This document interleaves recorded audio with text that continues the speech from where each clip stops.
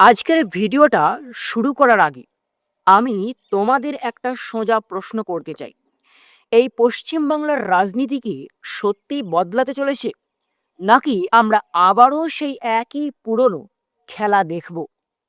কারণ একটা জিনিস হঠাৎ করে খুব জোরে সামনে উঠে আসছে, আর সেটা হলো একটা নতুন মুখ, পশ্চিম বাংলার একটা নতুন নাম, যাকে নিয়ে এখন চারিদিকে আলোচনা চলছে। আর নামটা তো তোমরা সবাই জানো, নামটা হচ্ছে নওশাদ সিদ্দিকী। হ্যাঁ, কিন্তু আসল প্রশ্নটা হলো, এই মানুষটা কি সত্যি বাংলার রাজনীতিতে গেম চেঞ্জার হতে পারে 2026-এ, নাকি শুধু কয়েকদিনের হাইপ? দেখো, আমরা সবাই জানি পশ্চিম বাংলার রাজনীতি অনেক বছর ধরে একটা নির্দিষ্ট প্যাটার্নে চলেছে। একদিকে তৃণমূল কংগ্রেস, আর আরেক দিকে ভারতীয় জনতা পার্টি বিজেপি। এই তৃণমূল এবং বিজেপি, এই দুটি দলের শক্তির মধ্যেই পুরো লড়াই ঘোরে পশ্চিমবাংলার রাজনীতিতে। আবার মাঝে মাঝে অন্য কেউ উঠে আসে, কিন্তু শেষ পর্যন্ত সেই দুই পক্ষের মধ্যেই খেলা সীমাবদ্ধ থাকে।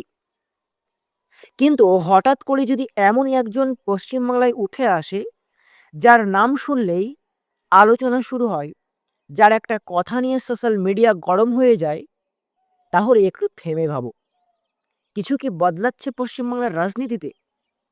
ভাই, আমি একটু তোমাদের সোজা করে বলি, নওশাদের শক্তি ভোটের সংখ্যায় না, নওশাদের শক্তি হলো ইম্প্যাক্টে। নওশাদ উনি যেটা বলছেন, যেভাবে বলছেন, সেটা মানুষ শুনছে। আর রাজনীতিতে সবচেয়ে বড় জিনিসটা হলো মানুষ শুনছে কিনা। আর অনেক বড় বড় নেতা আছে, অনেক বড় বড় দল আছে, কিন্তু তাদের কথা মানুষ এভাবে আলোচনা করে না। আর সেখানে একজন এমএলএ হয়েও যদি সবার আলোচনার কেন্দ্রে চলে আসে, তাহলে বুঝতে হবে আলাদা কিছু করছে নওশাদ সিদ্দিকী। আর তোমাদের সাথে আরেকটা ইন্টারেস্টিং জিনিস শেয়ার করি। নওশাদ সিদ্দিকী উনি নিজেকে এমনভাবে প্রেজেন্ট করছেন যেন তিনি একেবারে গ্রাউন্ড লেভেলের কথা বলছেন, মানে যেটা সাধারণ মানুষ ভাবে, যেটা নিয়ে তারা ভিতরে ভিতরে কথা বলে, সেটাই নওশাদ সিদ্দিকী ওপেনলি বলছেন, যেটা পশ্চিমবাংলার বড় বড় নেতাদের মুখে কমই শোনা যায়। আর এই জায়গাটায় নওশাদ সিদ্দিকীকে আলাদা করে তুলেছে, কারণ মানুষ এখন স্ক্রিপ্টেড কথা কম শুনতে চায়। মানুষ, পশ্চিমবাংলার মানুষ, তারা আসল কথা শুনতে চায়। আর এখন অনেকেই বলছে, একটা ভাঙড়ের একজন এমএলএ দিয়ে কি হবে, একটা মাত্র এমএলএ। হ্যাঁ ভাই, এই কথাটা শুনতে সহজ, কিন্তু একটু ভেবে দেখো, বড় পরিবর্তন সবসময় ছোট থেকেই শুরু হয়েছিল। আজ একজন কথা বলছে, কাল দুজন বলবে, তারপর একটা পুরো মুভমেন্ট তৈরি হবে। আমাদের পশ্চিমবাংলার মাননীয় মুখ্যমন্ত্রী, তিনি কিন্তু একবারেই রাজ্যের ক্ষমতায় আসেননি। তেনাকেও অনেক হারতে হয়েছে, অনেক লড়তে হয়েছে, তারপরেই তিনি পশ্চিমবাংলার রাজনীতিতে এসেছিলেন। আর সবচেয়ে বড় বিষয়, রাজনীতিতে মুভমেন্ট তৈরি হয়ে গেলে সেটা থামানো খুব কঠিন। আর আরেকটা বড় বিষয় হচ্ছে অ্যাটেনশন। হ্যাঁ, এখনকার সময়ে যে বেশি অ্যাটেনশন পায়, সেই বেশি পাওয়ারফুল। যেমনটা নওশাদ এখন সেই অ্যাটেনশনটা পাচ্ছেন। সাপোর্টার্স তো আছেই নওশাদের পক্ষে, কিন্তু বিরোধীরাও তাকে নিয়ে কথা বলছে। মানে তুমি নওশাদকে ইগনোর করতেও পারছো না। আর পশ্চিমবাংলার রাজনীতিতে ইগনোর না করা মানেই তুমি অলরেডি গেমের মধ্যে ঢুকে গেছো। কিন্তু ভাই, এখানে একটা কথা বলতেই হবে, সবাই গেম চেঞ্জারও হতে পারে না। অনেকেই আসে, হাইপ তৈরি হয়, তারপর হঠাৎ করেই হারিয়ে যায়। তাই প্রশ্নটা এখানে, নওশাদ কি সেই হাইপের মধ্যে আটকে যাবে, নাকি নওশাদ সিদ্দিকী তিনি সত্যি লং রানে কিছু করে দেখাতে পারবেন পশ্চিমবাংলার মানুষদের জন্য? দেখো, পশ্চিম বাংলায় একটা বড় পপুলেশন আছে, অনেক ধর্মের বহু মানুষ বসবাস করে। তাই এই বড় পপুলেশন যারা নিজেদের পুরোপুরি রিপ্রেজেন্ট হচ্ছে না বলে মনে করে, তারা অল্টারনেটিভ খুঁজছে। কেউ টিএমসিতে পুরো খুশি না, কেউ বিজেপিতে ভরসা পাচ্ছে না। আর এই গ্যাপটা যদি কেউ ধরতে পারে, তাহলে সে অনেক বড় জায়গায় পৌঁছতে পারে। আর এই গ্যাপটা নওশাদ সেই গ্যাপটাই টার্গেট করছেন। দর্শক, আর একটা জিনিস খেয়াল করো, নওশাদ উনি যতটা পলিটিক্স করছেন, ঠিক ততটাই ন্যারেটিভ তৈরি করছেন।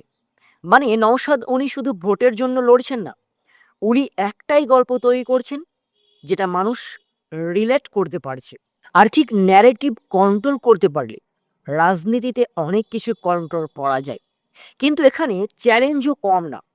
বড় দলগুলোর বিজেপি, টিএমসি, আরও বড় বড় যেসব দল আছে পশ্চিমবাংলায়, রিসার্চ পাওয়ার, নেটওয়ার্ক সব কিছু মিলিয়ে অনেক স্ট্রং। আর ঠিক সেখানেই দাঁড়িয়ে নিজেকে এস্টাবলিশ করা খুব কঠিন। তাই কনসিস্টেন্সি সবচেয়ে বড় ফ্যাক্টর। আজ তুমি ভাইরাল হলে কিছু না, কালো যদি তুমি মানুষের সামনে থাকতে পারো, তখনই তুমি স্ট্রং। আর একটা কন্ট্রোভার্সি সবসময় দুই দিকেই কাজ করে। এটা তোমাকে ফেমাস করে, কিন্তু একই সাথে তোমাকে টার্গেটও বানায়। তাই ব্যালেন্স রাখা খুব ইম্পর্টেন্ট। আর ঠিক যদি তিনি নিজের ক্রিটিবিলিটি ধরে রাখতে পারেন, তাহলে তিনি অনেক দূর যেতে পারেন। তাহলে এখন আসল কথা বলি, এই রাজনীতি, পশ্চিমবাংলার রাজনীতি শুধু নেতাদের খেলা না, এটা মানুষের খেলা। পশ্চিমবাংলার মানুষ যাকে তুলে ধরে ঠিক সেই উঠে আসে। আর আজ যদি মানুষ নওশাদকে নিয়ে কথা বলছে, তার মানেই মানুষ শুনতে চাইছে।